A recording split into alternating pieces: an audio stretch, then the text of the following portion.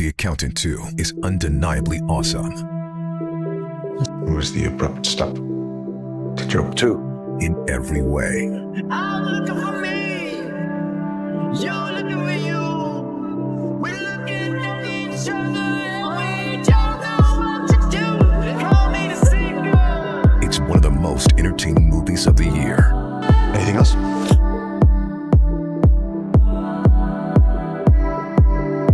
Let's go. Is there anything? The Accountant 2.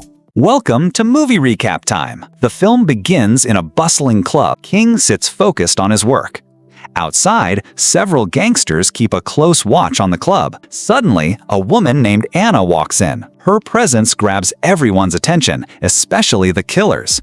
They immediately report her to their boss, Burke, who orders them to eliminate both King and Anna, fearing an old officer might leak information. Inside, Anna meets King. He reveals that he's a former FBI officer who once investigated financial crimes.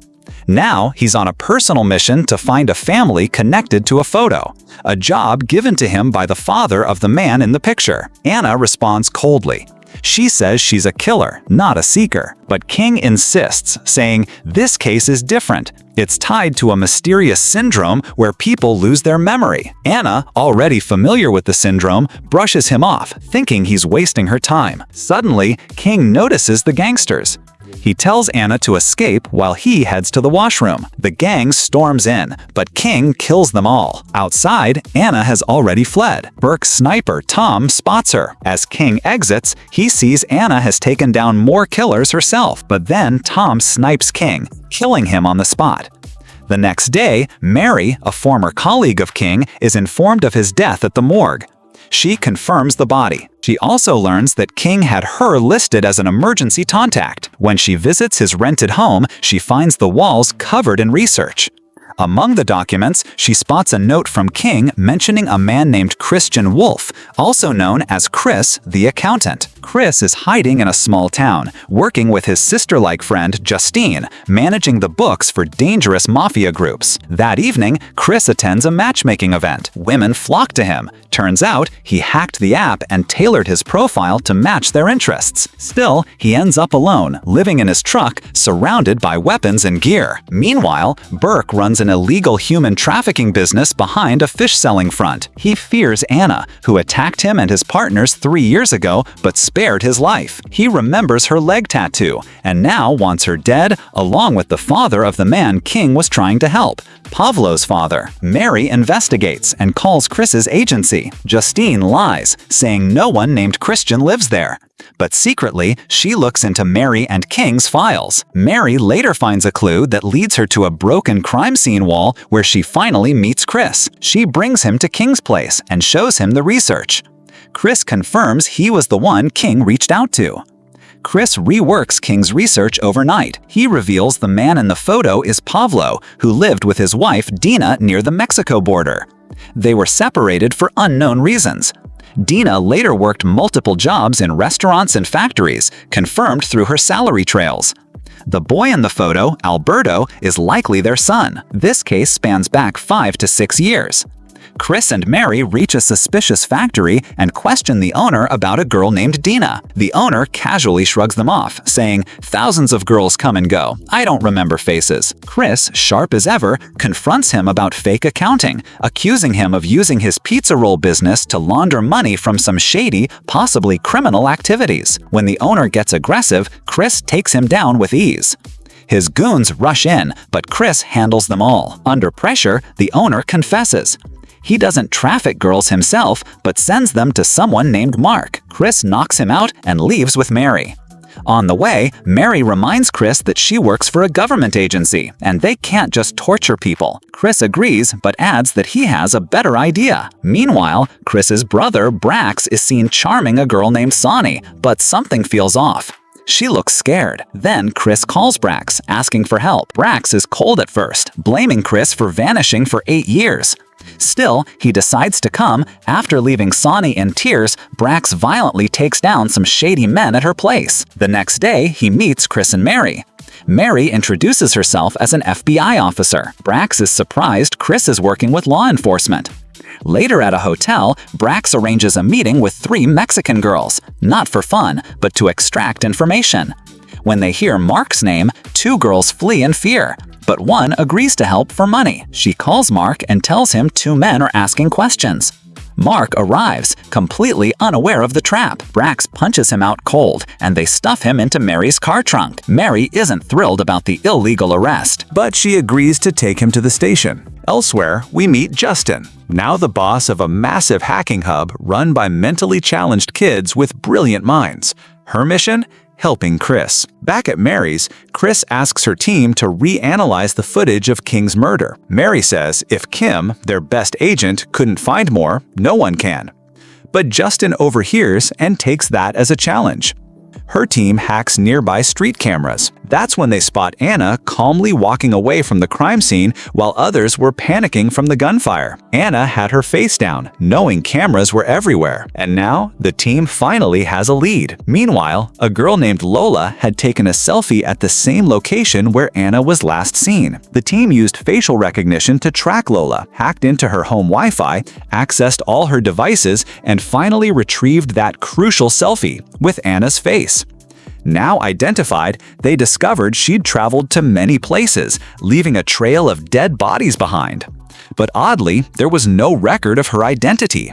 No name, no background. This shocked Mary and Chris. Brax examined the photos of victims and realized they were all killed in the same style. It had to be Anna. That's when Mary realized Bra was also a killer. Disgusted, she stormed off, refusing to work with him. Chris tried to stop her, but Mary left in her car. Meanwhile, at Burke's hideout near the Mexico border, he was holding several kidnapped children to sell. Pablo's son, Alberto, now grown up, was also there. Mary, along with her lawyer, interrogated Mark about buying Dina from human traffickers. She warned him that a killer was after everyone involved. Mark finally admitted he had bought Dina, Pablo's wife, and that she had escaped years ago and was hospitalized after getting injured. Just as he was about to reveal his boss's name, Tom sniped and killed both Mark and the lawyer. Mary barely survived. Justin told Chris they found no records of Anna anywhere in the world, as if she appeared out of nowhere. Chris shared this with Bra. The brothers had an emotional reunion, joking about their different lifestyles. Chris living simply and Bra wanting a pet dog. They went to a club where Chris met Tina, a bold girl who started flirting with him. Though Chris was awkward, he surprised everyone by memorizing the dance moves and impressing Tina. Later, some guys tried to pick a fight with Chris, but Bra stepped in. Chris showed him Tina's number, making Bra grin. Meanwhile, Mary discovered through hospital records that Dina had suffered a violent attack, lost her memory, and had plastic surgery. Over time, she became sharper and more dangerous. She had turned into Anna. After killing a security guard, she escaped the hospital and became a deadly assassin. Mary confirmed this from video footage, just as Justin hacked their system and saw everything. Bra, while talking to his girlfriend, saw that someone had placed a hit on Mary through their secret killer app. He kept this info from Chris. Soon, Chris realized that Pablo's son, Alberto, was still alive, in hiding. He also figured out that King might have found out his location. Just then, Chris saw the contract on Mary's life, shared with all assassins. Without wasting a second, he took off on his bike to reach Mary's house. Meanwhile, Justin was uncovering the full truth about Anna, how she got a new face and became untraceable. Anna arrived at Mary's house, and a brutal fight broke out between them. Anna, a trained killer, injured Mary with a knife. During the struggle, Anna saw a photo of Mary's family, and memories flooded back.